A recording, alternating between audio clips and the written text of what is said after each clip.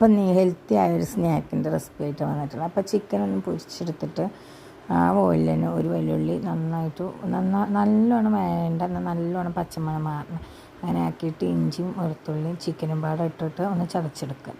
പിന്നെ നമ്മൾ ആ വഴറ്റി വെച്ചതിക്ക് മുളക് പൊടി മഞ്ഞൾപ്പൊടിയും ആ ചിക്കനും കൂടെ ആഡ് ചെയ്തിട്ട് നമുക്കതിക്ക് വേണ്ട ബാറ്റർ തയ്യാറാക്കാം. അപ്പോൾ 2 കയ്യിൽ മൈദയും 1 ടീസ്പൂൺ ദോശമാവാണ് എടുത്തിട്ടുള്ളത്. ദോശമാവ് ഇല്ലെങ്കിലും കുഴപ്പമൊന്നുമില്ല, ഒന്ന് പതഞ്ഞ് വരുമല്ലോ, അതിന് വേണ്ടി എടുത്തതാണ്.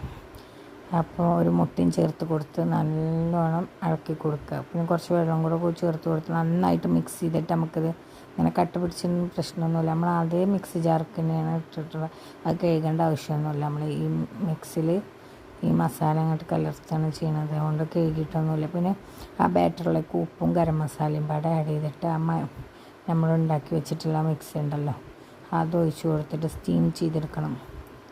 അത് നന്നായി ഇളക്കിയിട്ട് ഞാനിപ്പോൾ ഇഡ്ഡലി തട്ടില്ലാത്തവർക്ക് ബേക്ക് ചെയ്യണമെന്നുണ്ടെങ്കിൽ ബേക്ക് ചെയ്തെടുത്താലും മതി. എന്നിട്ട് കഷ്ണം മുറിച്ച് അടിപൊളിയാക്കി കഴിക്കാൻ നല്ല ടേസ്റ്റിയായൊരു നല്ല ഹെൽത്തിയാണ്.